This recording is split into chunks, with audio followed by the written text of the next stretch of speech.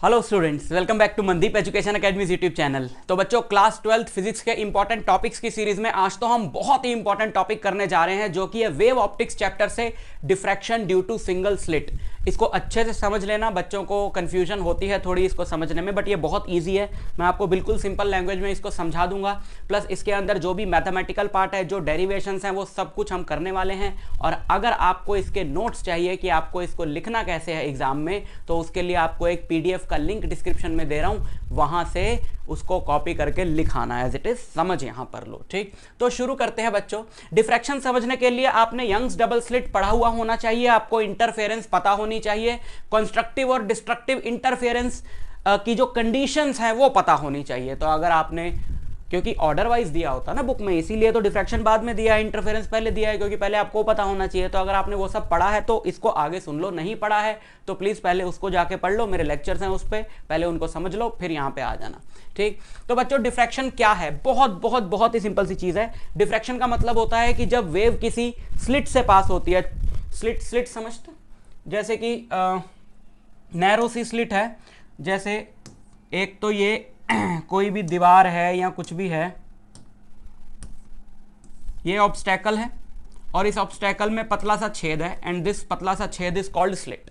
ठीक है, जब एक वेव इस स्लिट से पास होगी, हमें किसी और वेव से क्या मतलब है, अपन लाइट की बात करते हैं, तो अगर लाइट इससे पास होगी, एक लाइट की बीम, मैंने, ये बहुत पतली स्लिट है, बहुत पतली, और मैंने इस पर लेजर बीम मारी पावरफुल, तो क्या होता है कि डिफ्रैक्शन का मतलब है कि जब स्लिट से लाइट पास होगी, अपन क्या एक्सपेक्ट कर रहे हैं, सामने अगर दीवार है, अगर सामने एक दीवार है, तो हम क्या एक्सपेक्ट कर रहे हैं, दीवार थोड़ी बड़ी कर दें, यहां पे एक दीवार है ना, ये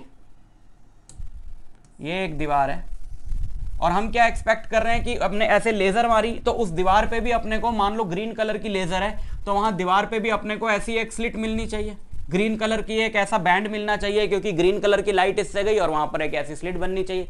बट जब हमने इस पे लाइट मारी तो हम हैरान रह गए, हमें एक ऐसा बैंड नहीं मिला, हमें ऐसा पैटर्न मिला जहां पर सेंटर में एक बहुत ही ब्राइट चौड़ा बैंड है और फिर डार्क है, फिर एक ब्राइट बैंड है लेकिन उसकी ब्राइटनेस सेंटर वाले से कम है, फिर डार्क बैंड है, फिर ब्राइट बैंड है, फिर डार्क है, फिर ब्राइट है। ये एक्चुअल पैटर्न मैं आपको दिखा रहा हूं, मैंने नेट से इमेज उठाई है जहां पर एक्चुअल में किया गया है डिफ्रैक्शन एक्सपेरिमेंट। तो सामने यहां से लेजर मारी, सामने वाली स्क्रीन पे आपको ऐसा पैटर्न मिलेगा। यही अपन ने समझाना है कि हमें ऐसा पैटर्न क्यों मिलता है, क्योंकि क्या होता है, डिफ्रैक्शन का मतलब यह है कि जब लाइट ऐसी स्लिट से पास होगी ना, तो ये ऐसे फैल जाएगी, ऐसे बीम की तरह नहीं जाएगी, फैल जाएगी, और जितनी नैरो स्लिट होगी उतनी ज्यादा फैलेगी। अगर हम इसको और नैरो कर दें तो यह पैटर्न और दूर तक हमको मिलेगा।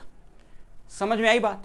तो यही हो रहा है। तो डिफ्रैक्शन का मतलब तो फैलाव है। डिफ्रैक्शन तो एक लाइन में हम ये बोल सकते हैं कि the bending of a light around the corners of N obstacle. ये ऑब्स्टेकल आया, इसके जो कॉर्नर्स हैं, इसको तो छोड़ दो, स्लिट में से जब लाइट पास होगी तो उसका जो स्लिट का जो कॉर्नर है, यानी ये इससे ऐसे बेंड होना और ऐसे बेंड होना, है ना, तो फैलना। Bending of light around the corners of N obstacle placed in its path, that is called diffraction. समझ में आई बात? अच्छा, अगर आपको ये वाली जो स्लिट अपन ने रखी लंबी वाली, इसकी जगह गोल स्लिट रखते, तो लाइट इसमें से निकल के तो ऐसे फैली है, गोल में से तो ऐसे भी फैलती, ऊपर भी जाती, नीचे भी जाती, तो फिर हमको यही पैटर्न सर्कुलर में मिलता है। एक सेंटर में बहुत ब्राइट सा सर्कुलर बैंड मिलता है, उसके अराउंड फिर एक डार्क बैंड मिलता है, उसके अराउंड हमको ये ऐसा पैटर्न, है ना, सेंटर में अपने को एक बहुत ब्राइट बैंड मिलता है, फिर डार्क, फिर ब्राइट, फिर डार्क, फिर ब्राइट, लेकिन ब्राइटनेस जो है वो धीरे धीरे क्या होती जाती है, कम होती जाती है। सो क्या है कि हमको पैटर्न ये एक्सप्लेन करना है, सिंगल स्लिट डिफ्रैक्शन एक्सपेरिमेंट के अंदर हमको ये पैटर्न एक्सप्लेन करना है कि ये बना कैसे है, प्लस उसका जो थोड़ा सा मैथमेटिक्स है वो देखना। तो बहुत ही सिंपल है, टेंशन लेने की कोई बात नहीं। तो ये जो स्लिट मैंने अभी यहां पे बनाई थी, आप इसका टॉप व्यू देखो, समझ रहे हो, मैंने आपको दिखाया इधर से, मैंने आपको दिखाया इधर से, सामने रहे दीवार, जो दीवार मैंने बनाई। अब अपन चलते हैं यहां से देख रहे थे हम, यहां से ये, ठीक है, समझ गए? तो ये ऊपर से ऐसा दिख रहा है, ये लाइट ऐसे जाके ऐसे फैलेगी, है ना, ये लाइट ऐसे जाके ऐसे फैलेगी। एनसीईआरटी का ये दूसरा डायग्राम मैं दिखा रहा हूं कि ये भी टॉप व्यू है, ऐसे स्लिट से लाइट आ रही है, वो ऐसे फैली और ये दीवार पे सामने ऐसा पैटर्न बनता है जो सामने से देखने पे ऐसा दिखे। ठीक है, समझ में आई बात? तो ये ऐसा, इसको लेटा लो ऐसा, ठीक, समझ में आई बात? अच्छा, तो ये पैटर्न क्यों बनता है? ये पैटर्न को एक्सप्लेन करना बड़ा ही सिंपल है, लेकिन आपको कंडीशंस पता होनी चाहिए मैक्सिमा और मिनिमा की। सबसे पहले हम लोग बात करेंगे कि देखो ह्यूजेंस प्रिंसिपल भी साथ में आपको पता होनी चाहिए, मतलब इससे पहले वाली काफी चीजें आपको पता होनी चाहिए। ह्यूजेंस प्रिंसिपल ये कहता है कि every point on a given wave front is a source of light. अब ये तो यहां पे क्लियर है कि अगर लाइट और डार्क बैंड्स बन रहे हैं तो इंटरफेरेंस हुआ है, लेकिन फिर यही कंफ्यूजन रही साइंटिस्ट्स को कि इंटरफेरेंस तो यार दो वेव्स में होता है ना, यहां पे तो एक ही स्लिट है। यंग्स डबल स्लिट एक्सपेरिमेंट में तो क्लियरली समझ आ रहा था, अच्छा दो स्लिट्स हैं, दोनों से लाइट फैली, इंटरफेयर करी और सामने पैटर्न बन गया। यहां पे तो एक ही है। अब यहां पे काम आते हैं Huygens principle, every point on a given wave front is a source of light. तो अगर अपन एक वेव फ्रंट मान लें, जैसे कि यहां पे स्लिट से जस्ट पहले मैं एक वेव फ्रंट मान लूं ये, तो इसका हर पॉइंट एक सोर्स ऑफ लाइट है। तो यार स्लिट एक है ना, लेकिन ह्यूजेन प्रिंसिपल की बात करें तो बहुत सारे सोर्सेज हैं। तो एक ही वेव फ्रंट के डिफरेंट पार्ट से जो लाइट आकर आपस में इंटरफेयर करती है, उसकी वजह से ये पैटर्न बनता है। समझ में आई बात? इंटरफेरेंस की वजह से ही बन रहा है ये पैटर्न। कोई बोलता सर डिफ्रैक्शन की वजह से बन रहा है, डिफ्रैक्शन की वजह से तो यंग्स डबल स्लिट वाला भी बन रहा था ना, लेकिन ये जो अल्टरनेट लाइट डार्क मिल रहे हैं, इंटरफेरेंस कहीं ना कहीं तो हुआ है। तो इंटरफेरेंस हुआ है एक ही वेव फ्रंट के डिफरेंट पार्ट से जो लाइट आ रही है उसमें। अब यहां पर इन्होंने बोला है कि कुछ तो सीधी चली जाएगी, कुछ ऐसे होगी, पूरी फैल रही है ना लाइट, तो उसमें से अपन ने वो वाली रेज ले ली जो थीटा एंगल पर डिफ्रैक्ट हुई हैं। ऐसे अपने पास इनफाइनाइट सेट्स होंगे, कुछ इधर डिफ्रैक्ट हुई, कुछ इधर हुई, कुछ ऊपर हुई, कुछ ऐसे टेढ़ी हुई, ऐसे अपने पास इनफाइनाइट सेट्स हैं। तो उनमें से हमने, सारे थोड़ी दिखाएंगे, हमने उसमें से वो वाला सेट ले लिया जो थीटा एंगल पे डिफ्रैक्ट हुआ है और एक पॉइंट पी तक जा रहा है, और वो पॉइंट जो है बहुत छोटा सा है और ये स्लिट और स्क्रीन के बीच में गैप बहुत ज्यादा है। तो ये लाइंस आगे जाके उस पॉइंट पे कन्वर्ज करेंगी, बट हम ये मान सकते हैं कि ऑलमोस्ट पैरेलल। ठीक है, समझ में आई बात? तो अगर ये ऑलमोस्ट पैरेलल हैं तो ये एक पॉइंट पे जाके कन्वर्ज करेंगी, तो जो पाथ डिफरेंस होगा, देखो ये मोटा मोटा ऐसे होंगी, ऐसे है ना। तो यहां से मैं यहां परपेंडिकुलर खींच दूं तो एक्स्ट्रा लेंथ हट जाएगी। यहां से मैंने सीधा सीधा यहां परपेंडिकुलर खींच दिया, भाई ये बड़ी है ना, ये बड़ी है क्योंकि ये इसके लिए तो पॉइंट पास है। ये वाली जो है ऐसे सीधी यहां से आ रही है ना वेव फ्रंट से, ये वाली बड़ी है, क्लियरली दिखाई दे रहा है। तो अगर मैं यहां से परपेंडिकुलर खींच दूं तो एक्स्ट्रा लेंथ जो है वो उसकी निकल जाएगी। तो जो एक्स्ट्रा लेंथ है, यानी कि यहां पर अगर मैं आपको दिखाऊं तो ये this is what, this is the path difference. और आपको पता है कि पाथ डिफरेंस पर ही सब कुछ डिपेंड करता है। तो अगर हम इस पाथ डिफरेंस का फॉर्मूला निकाल लें, जो कि बहुत आसान है निकालना, इसको हम कुछ नाम दे दें, इसको हम कुछ नाम दे दें, n तो ये है ही, और इस वो पॉइंट p हो गया ना। अच्छा q इन्होंने दिया हुआ है, तो पाथ डिफरेंस क्या है, nq। Path difference is what, nq। और ये होगा क्या, मान लो स्लिट की जो विड्थ है वो d है, स्लिट की विड्थ हम क्या ले लें, d। या d, स्मॉल d, आपने स्लिट्स के बीच का डिस्टेंस लिया होगा पिछले वाले यंग्स डबल स्लिट में, तो अपन कंफ्यूज ना हो जाएं तो हम सेम सिंबल नहीं लेते हैं, हम इसको a ले लेते हैं। हम स्लिट की विड्थ को, ये पूरी स्लिट की विड्थ है ये, इसको हम a ले लेते हैं। ठीक, अब ये वाला जो है ना, ये वाला सेट ऑफ रेज है जो थीटा एंगल पे डिफ्रैक्ट हुआ है। जो सेट ऑफ रेज हर पॉइंट पे मीट करेगा, उसमें यहां पे क्या डिफरेंस होगा, वो सारे सेट अलग अलग एंगल पे डिफ्रैक्ट हुए होंगे। ये थीटा पे हुआ है, जो ऊपर मीट करेंगे वो थोड़ा और ऊपर हुआ होगा, जो नीचे मीट करेंगे वो नीचे हुआ होगा, है ना। तो हम अभी तो उसकी बात कर रहे हैं जो थीटा एंगल पे डिफ्रैक्ट हुआ है, क्योंकि एक सेट की बात करेंगे तो सारे अपने को समझ में आ जाएंगे। ठीक, इसमें ये इंटेंसिटी दिखाई गई है कि ये सबसे ज्यादा इंटेंस है, इसलिए ऐसा बड़ा सा, फिर छोटा, फिर इंटेंसिटी कम, और दोनों तरफ जो पैटर्न रहता है वो सिमेट्रिक रहता है। जो ब्राइटनेस और थिकनेस इसकी होगी वही इसकी होगी, जो इधर दूसरे की होगी वो इधर दूसरे की होगी, जो इधर तीसरे की होगी वो इधर तीसरे की। ठीक, समझ में आ गई बात? ओके, सो पाथ डिफरेंस NQ क्या हुआ, पाथ डिफरेंस NQ क्या हुआ, बताओ ये क्या बनेगा। अगर ये एंगल थीटा है, अगर ये एंगल थीटा है, ये पूरा 90 है, तो ये वाला एंगल कितना होगा, सिर्फ ये वाला, ये होगा 90 माइनस थीटा, और ये एंगल भी 90 है, तो ये क्या होगा, थीटा, ये वाला एंगल क्या होगा, थीटा। तो इस थीटा की टर्म्स में हम एन क्यू लिख सकते हैं, एन क्यू परपेंडिकुलर है, ए हाइपोटेन्यूज है, तो परपेंडिकुलर होगा a sine theta. So this is what, this is the phase, this is the path difference, ठीक है। ए साइन थीटा क्या हो गया, पाथ डिफरेंस हो गया, जोश जोश में नीचे का भी मिटा दिया। ए साइन थीटा क्या हो गया, पाथ डिफरेंस हो गया। समझ में आई बात। अब इस पाथ डिफरेंस पे सब कुछ डिपेंड करेगा। मान लेते हैं कि जहां पर ये मीट कर रहे हैं पॉइंट पी पे, यहां पर मिनिमा बन रहा है, मान लेते हैं, ठीक है। यहां मैक्सिमा भी बन सकता है, बट कहीं से तो शुरुआत करेंगे। मान लेते हैं यहां पर मिनिमा बन रहा है, तो हम देखें कि मिनिमा की कंडीशन क्या होगी। देखो, आपने पढ़ी होगी बेसिक प्रोपोर्शनैलिटी थ्योरम। हाय अल्लाह, मैथ्स कहां से आ गया।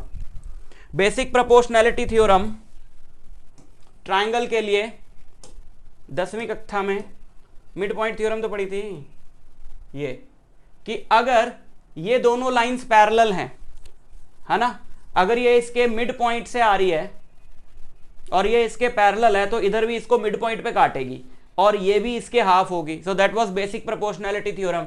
मैं मान लेता हूं, लेट अस एज्यूम ये ए साइन थीटा की वैल्यू लैम्डा है, मान लो, कुछ भी मान सकते हैं ना, ए साइन थीटा की जो वैल्यू है वो लैम्डा है, मान लो। मतलब कि ये वाली जो नीचे वाली रे है ये बड़ी है थोड़ी सी, कितनी बड़ी है, इसमें एक वेवलेंथ एक्स्ट्रा है, एक लैम्डा ज्यादा है, मान लो। ऊपर पॉइंट होगा तो ये थोड़ी और बड़ी हो जाएगी इससे, तो पाथ डिफरेंस बढ़ेगा। थोड़ा ऊपर पॉइंट होगा तो पाथ डिफरेंस 2 लैम्डा भी हो सकता है, कहीं 10 लैम्डा भी होगा, ऊपर बहुत ज्यादा 100 लैम्डा भी होगा। हम थोड़ा पास वाले की, सेंटर के जो पास है जिनमें थोड़ा सा ही डिफरेंस है, लैम्डा से कम का डिफरेंस भी होगा, बट अभी हम उसकी बात कर रहे हैं जहां पर लैम्डा का डिफरेंस है इसमें और इसमें, ठीक। अच्छा, ए साइन थीटा, फिर अपना पार्ट डिफरेंस क्या हो गया, लैम्डा। अब अगर इसमें और इसमें लैम्डा का डिफरेंस है, तो ये मिड पॉइंट है और ये इसके पैरेलल है, तो ये लैम्डा बाय 2 होगा। A line joining the midpoints of two sides of a triangle which is parallel to third side is equal to the half of it. ये जो है इसकी आधी होगी। सो this is what, this is lambda by 2। तो क्या मैं ये बोल सकता हूं कि इस वाली और इस वाली रे में जो डिफरेंस है वो लैम्डा बाय 2 का है, और इसमें भी लैम्डा बाय 2 का है, क्योंकि लैम्डा बाय 2 है, लैम्डा है।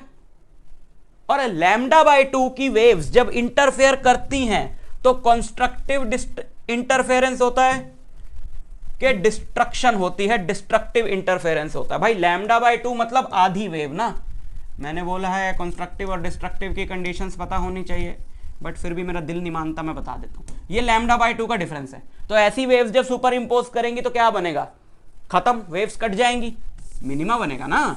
तो अगर यहां से और यहां से आने वाली वेव्स में पाथ डिफरेंस है लैम्डा, तो इसमें और इसमें लैम्डा बाय 2 और इसमें लैम्डा बाय 2, और ना सिर्फ इनमें, बल्कि मैं अगर अपर हाफ में कोई भी पॉइंट लेता हूं जैसे ये, ठीक उसके कॉरेस्पॉन्डिंग लोअर हाफ में भी पॉइंट लेता हूं तो उनमें भी डिफरेंस लैम्डा बाय 2। यानी कि अपर हाफ से जिस पॉइंट से भी रे आ रही है उसके कॉरेस्पॉन्डिंग एक पॉइंट है लोअर हाफ में जहां से उससे लैम्डा बाय 2 के पाथ डिफरेंस की रे आ रही है। ये सारी रेस जब आपस में इंटरफेयर करेंगी तो डिस्ट्रक्टिव इंटरफेरेंस होगा। ये इसको काटेगी, ये वाली ठीक अपने कॉरेस्पॉन्डिंग वाले को काटेगी, ये वाली इसको काटेगी, ये इसको काटेगी, सारी एक दूसरे को काटेंगी एकदम गदर बजाती हुई। तो यहां पे क्या हो जाएगा, जीरो। यहां पे हमको जो इंटेंसिटी मिलेगी वो मिलेगी जीरो, मिलेगी ही नहीं। मतलब ये वो पॉइंट है जहां पर सेंट्रल मैक्सिमा के बाद पहला वाला जो डार्क बैंड बनता है वो वहां बनता है जहां पाथ डिफरेंस क्या होता है, लैम्डा। और सेंटर वाला तो यार ऑब्वियसली उससे बन रहा है जब सीधी सीधी पूरी आ रही है, तो वहां से सेंटर वाला बन रहा है, तो उसके बाद ये बनता है। समझ में आई बात। अच्छा, अगर मैं ये पॉइंट थोड़ा सा और ऊपर लूं तो पाथ डिफरेंस और बढ़ जाएगा। ऑब्वियसली ये वाली रे थोड़ी लंबी होगी, ये छोटी हो जाएगी। और ऊपर लूंगा तो ये ज्यादा लंबी होगी एज कंपेयर टू जो अभी यहां पे पॉइंट लिया था उससे, है ना। अगर मैं और ऊपर लेता हूं, मान लो मैं इतना ऊपर लेता हूं कि पाथ डिफरेंस हो जाता है 1.5 लैम्डा, थोड़ा सा ऊपर मैंने लिया, आधे लैम्डा का पाथ डिफरेंस और ऐड हो गया। अब हम मान सकते हैं कि दिस स्लिट और दिस वेव फ्रंट, कुछ भी आप लिख सकते हो, it is divided into 3 parts. जैसे अभी हमने ये एक्सप्लेन करने के लिए हमने इसको कितने पार्ट्स में डिवाइड किया था? 2 पार्ट्स में। अब 1.5 लैम्डा है तो हम मान सकते हैं कि this slit is divided into 3 parts, और हर एक पार्ट्स को आप ऐसे मान लो लैम्डा बाय 2 का डिफरेंस, लैम्डा बाय 2 का डिफरेंस, लैम्डा बाय 2 का डिफरेंस, तो lambda by 2 plus lambda by 2 plus lambda by 2 is 3 lambda by 2 यानी 1.5 लैम्डा, है ना। ये जो स्लिट है आपकी, ये जो स्लिट है, बस स्लिट कहां गई, ये जो स्लिट है आप मान लो ये 3 इक्वल पार्ट्स में डिवाइड है, 1 2 3।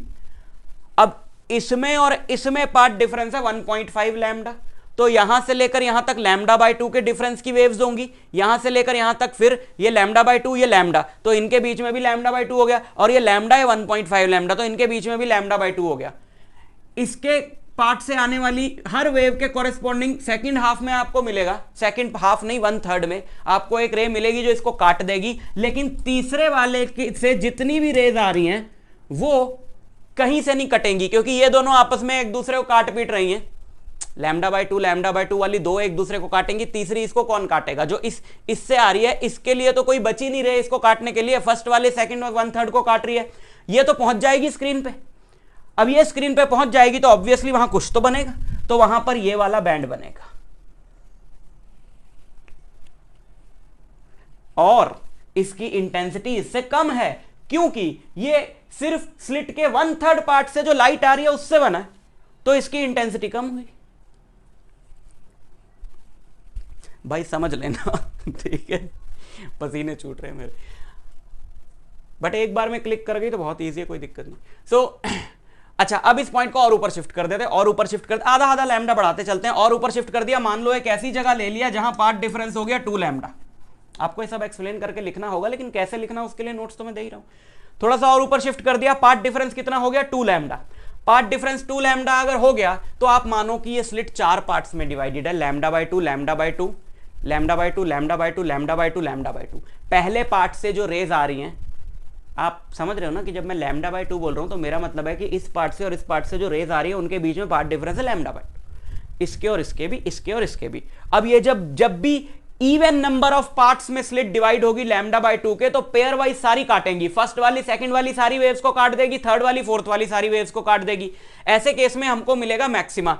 तो 2 लैम्डा के पार्ट डिफरेंस पे, 2 लैम्डा के पार्ट डिफरेंस पे ये बन रहा है, समझ रहे हो। फिर मैंने पॉइंट और ऊपर ले लिया, such that part difference is 2.5 lambda, 2.5 lambda. तो lambda by 2 lambda by 2 lambda by 2 lambda by 2 lambda by 2, पहली दूसरी को काट देगी, तीसरी चौथी को काट देगी, पांचवी को काटने के लिए कोई नहीं बचेगा, तो ये उसकी वजह से बना। बट क्योंकि वो लाइट स्लिट के 1/5 पार्ट से आ रही है तो ये और कम ब्राइट होगा, समझ गए। अच्छा, और ये क्या सिर्फ इस तरफ फैल रही है, इधर भी तो फैल रही है, इधर भी फिर path difference lambda 1.5 lambda 2.5 lambda, तो इधर भी सेम पैटर्न बनता जाएगा। तो ये है भैया इसका, ठीक है, समझ में आ गई बात। तो क्या हुआ, जब भी, अब मैं लिख रहा हूं conditions of maxima and minima.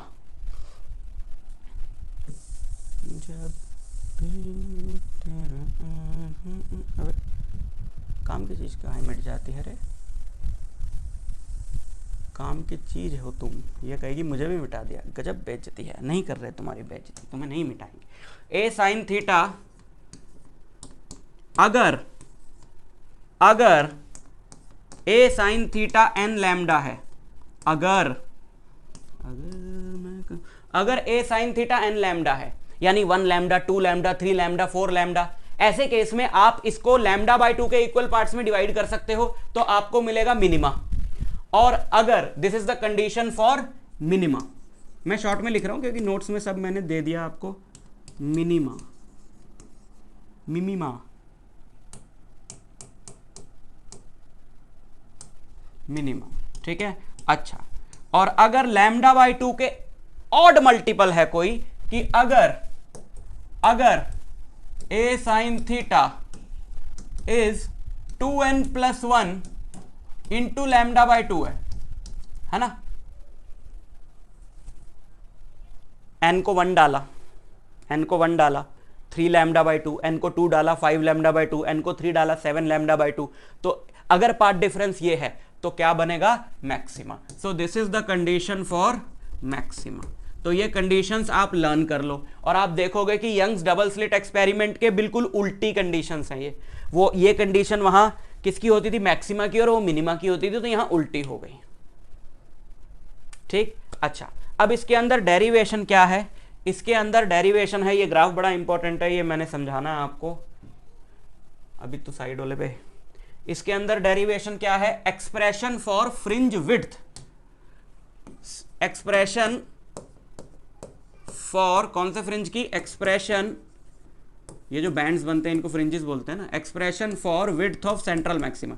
सबसे पहले हम लोग बात करेंगे विड्थ ऑफ सेंट्रल मैक्सिमा की, अरे मेरा हाथ है, width of central maxima, expression for the width of central maxima. Central maxima की विड्थ कैसे निकालें, सेंट्रल मैक्सिमा कहां बन रहा है, सेंट्रल मैक्सिमा कहां बन रहे हो तुम, यहां बन रहा है ना सेंट्रल मैक्सिमा ये, तो सेंट्रल मैक्सिमा की विड्थ अगर आपको निकालनी हो तो आप स्क्रीन के सेंटर से इस तरफ पहले मिनिमा का डिस्टेंस निकाल लो और उसको 2 से मल्टीप्लाई कर दो, तो आपकी जो टोटल विड्थ आ जाएगी सेंट्रल मैक्सिमा की, है ना। तो पहले मिनिमा का डिस्टेंस कैसे हम निकालें, मिनिमा की कंडीशन ये है, पहला मिनिमा वहां बनेगा जहां n1 है, n समझ रहे हो ना आप, पहला मिनिमा वहां बनेगा जहां n1 है, दूसरा वहां बनेगा जहां n2 है, ठीक है। यहां पर भी पहला मैक्सिमा, फर्स्ट सेकेंडरी मैक्सिमा, मतलब सेंटर के बाद वाला पहला मैक्सिमा वहां बनेगा जहां n1 है, तो n अपने को 1 2 3 4 उसी हिसाब से डालना है, ठीक है। तो for first minima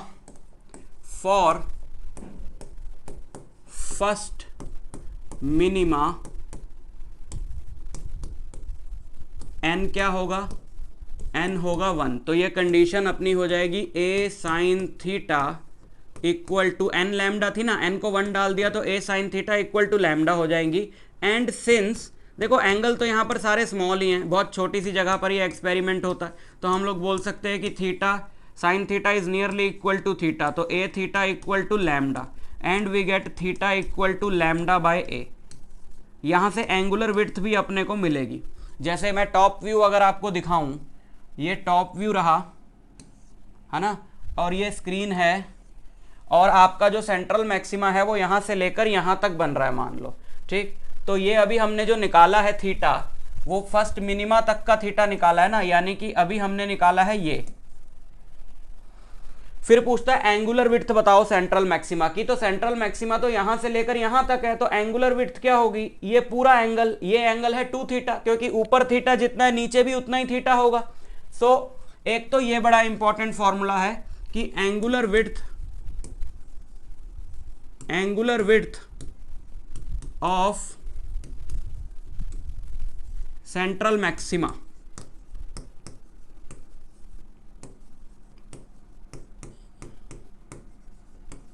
is what 2 theta, और थीटा क्या आया, थीटा है lambda by A, so it is 2 lambda bye A. This is the angular width of central maxima.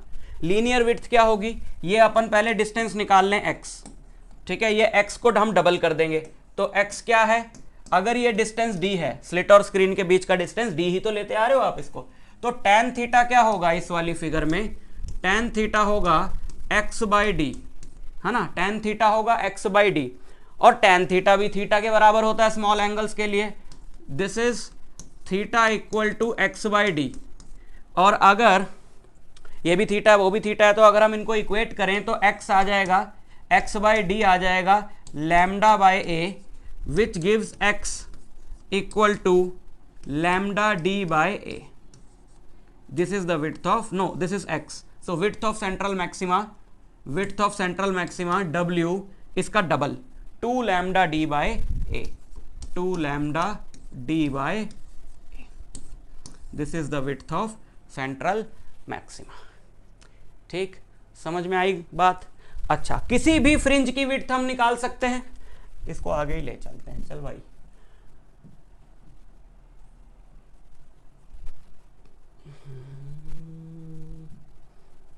किसी भी फ्रिंज की विड्थ, किसी भी फ्रिंज की विड्थ हम निकाल सकते हैं। ये तो हमने निकाली सेंट्रल मैक्सिमा की, है ना। जैसे हमको कोई बोला कि, फिर से बनाए डायग्राम, ये स्लिट है, ये स्क्रीन है, यहाँ पर हमको कोई बोला कि ये हमारा है मान लो nth मैक्सिमा, है ना, nth ब्राइट बैंड, तो इसकी विड्थ निकालो, तो ये होगी ना इसकी विड्थ, ये है ना। तो आप क्या करो, nth ब्राइट बैंड का जो एंगल होगा वो क्या होगा, nth ब्राइट बैंड की कंडीशन क्या होगी। आप सोचो कि अगर ये nth ब्राइट बैंड है तो ये तो डार्क होगा और ये भी डार्क होगा, तो nth ब्राइट बैंड कहाँ पे होगा, nth ब्राइट बैंड होगा, जैसे nth मतलब सेंटर के बाद वाला nth, जैसे सेकंड ब्राइट बैंड है तो सेकंड ब्राइट बैंड सेकंड और थर्ड डार्क बैंड के बीच में, सेकंड ब्राइट बैंड सेकंड और थर्ड डार्क बैंड के बीच में, तो जो हमारा nth ब्राइट बैंड होगा वो nth और n+1th लाइट बैंड के डार्क बैंड के बीच में होगा। सो this is nth dark band and this is n+1th dark band. तो nth डार्क बैंड कहाँ होगा, nth डार्क बैंड वहां होगा जहां a sin theta n lambda होगा, है ना, यानी कि साइन थीटा तो लिखो ही मत, थीटा ही लिखते हैं, तो थीटा क्या होगा n lambda by a, theta क्या होगा n lambda by, this is theta n, यानी nth वाले डार्क बैंड का एंगल, ये वाला पूरा एंगल, है ना, ये वाला पूरा एंगल थीटा n, नहीं ये तो n+1 का है, ये नीचे वाला, दिस इज थीटा n, और ये ऊपर वाले का है theta n+1। So theta n+1 क्या होगा, थीटा n+1 होगा n+1 into lambda by a। समझ में आई बात। अच्छा, तो ये वाला है इस वाले की nth लाइट बैंड की angular width, theta n+1 angular width of nth light band, angular width of nth light band, angular width of nth light band is what, theta n+1 minus theta n। तो angular width of nth light band, जब आप इसमें से इसको subtract करोगे n lambda by a कटेगा, है ना, तो क्या बचेगा, n लैम्डा बाय a बचेगा, करके बताऊं, n lambda by a plus lambda by a, n lambda by a plus lambda by a minus n lambda by a, यानी n कट गया, सबकी एंगुलर विड्थ क्या आएगी, सेम आएगी, which is what, which is lambda by a। तो इस तरीके से आप निकाल सकते हो, समझ गए। इसकी लीनियर विड्थ अगर हमें निकालनी हो, इसकी लीनियर विड्थ कैसे आएगी, लीनियर विड्थ मतलब ये है ना, तो लीनियर विड्थ कैसे आएगी, हम ये डिस्टेंस निकाल लें और उसमें से ये वाला डिस्टेंस माइनस कर दें। तो अब मुझे निकालना है n+1th डार्क बैंड का सेंटर से डिस्टेंस, n+1th डार्क बैंड के लिए अगर ये है xn+1 और ये डिस्टेंस है xn और ये है d, तो tan थीटा मैं लिख सकता हूं, और tan तो मैं हटा ही दूंगा, तो थीटा n+1 मैं लिख सकता हूं, थीटा n+1 मैं लिख सकता हूं xn+1 बाय d, है ना।